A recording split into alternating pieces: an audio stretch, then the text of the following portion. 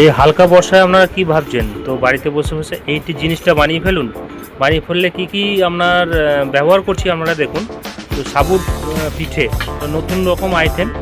আইটেমটা আমি যেভাবে বানালাম আপনারা সেইভাবে ঘরে বসে বানান। প্রথমে আপনার দেখুন কত খাস, কত মচমচে হয়েছে এবং খেতে খুব ভালো হয়েছে।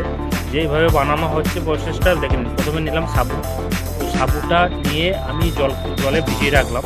তো জলে ভিজানোর পর একটু ওই 1 ঘন্টা মতন আমি রেখে দিলাম জলের মধ্যে ভিজিয়ে। ভেজানোর পর 1 ঘন্টা পর জলটা ছেঁকে নিলাম।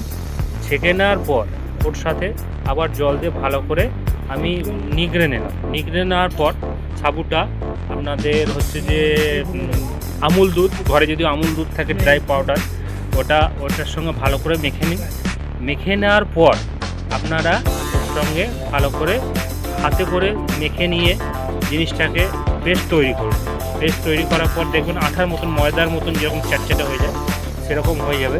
ওর মধ্যে আপনারা রেডি মালটা দেখে নিন একবার কীভাবে হলো।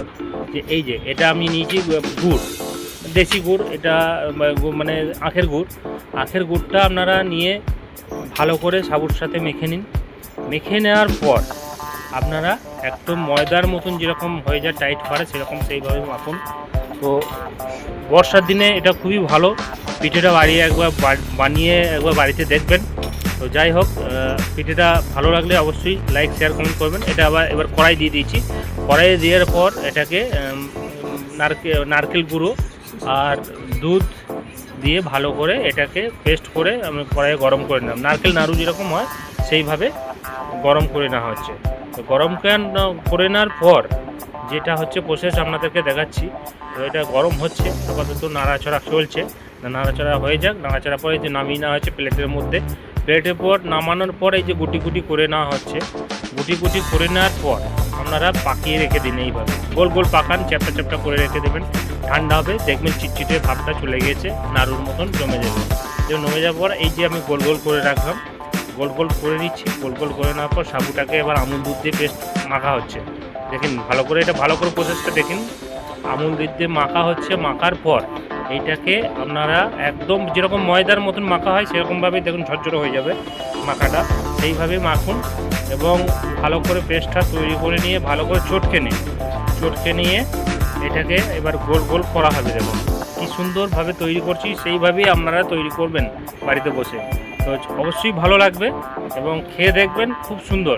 এই যে ডলা পাকানো হয়ে গেছে, ডলা পাকিয়ে যেরকম ময়দার মতন হয়ে গেল, চ্যাপটা চ্যাপটা করা হয়ে গেল।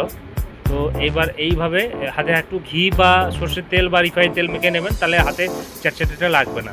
এই যে লেগে যাচ্ছে, গোল গোল পাকানো হচ্ছে। দেখুন পাকানো হয়ে যাচ্ছে, পিঠে তৈরি হবে। এর মধ্যে পুরটা দেওয়া হবে। আপনারা ভালো করে দেখুন, এটা পুর দেওয়া হয়ে গেল। এবার পুর দিয়ে গোল গোল গোল গোল করে নেওয়া হবে। এবার গোল গোল করে নেওয়া হয়েছে। এবার আর আগে আমি 500 দুধ আমি কিনে ফুটিয়ে রেখেছি। এই 500 দুধের মধ্যে দিয়ে ওটা ফোটানো হবে। যাই হোক, এটা আপনাকে দেখাচ্ছি। এবারে আমার এগুলো এতক্ষণ পাকানো হয়ে যাচ্ছে, গলা পাকানো হয়ে যাচ্ছে, দেখে নিন। তো পাকাচ্ছি কীভাবে, এইভাবে একদম পেস্ট করে নিয়ে এই যে প্লেটের মধ্যে সাজিয়ে রেখে দেওয়া হয়ে গেল। তো যাই হোক, আপনাদের যদি ভালো লাগে, এবার দুধটা আমি দিলাম কড়াইয়ে। তার সঙ্গে দুধটা কড়াইয়ে একটু গরম করে নিয়েছিলাম, তার সাথে তেজপাতা আর 2টো এলাচ ফাটিয়ে দিয়ে দেওয়া হলো। এবার ফাটিয়ে দেওয়ার সঙ্গে সঙ্গে আমি গুড়ের বাতাসা ব্যবহার করলাম, তাতে দুধটা আরও মানে গাঢ় হবে।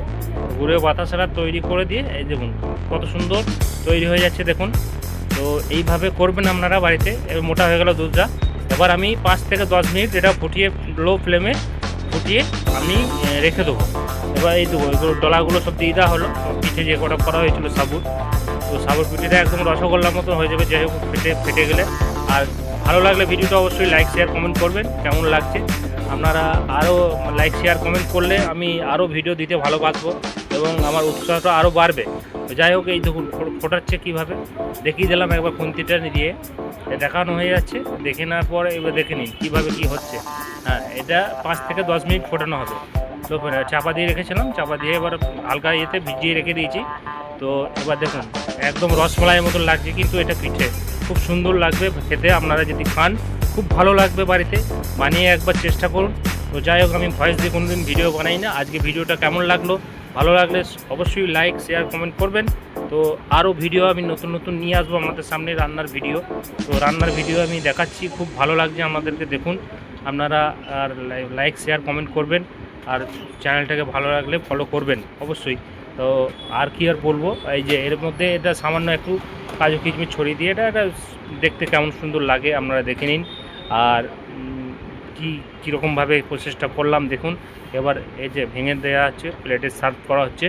সার্ভটা এবার দেখুন কত সুন্দর লাগছে, একদম পুরো রসমালাইয়ের মতো লাগছে দেখুন। আর খেতে খুবই সুন্দর, একদম মানে কি বলবো আপনাদেরকে, মানে মুখে নেওয়ার মতন জিনিস, একদম সফট হবে, খুবই পুর দেওয়া আছে। তো ভিডিওটা ভালো লাগলে অবশ্যই লাইক শেয়ার কমেন্ট করবেন। নমস্কার।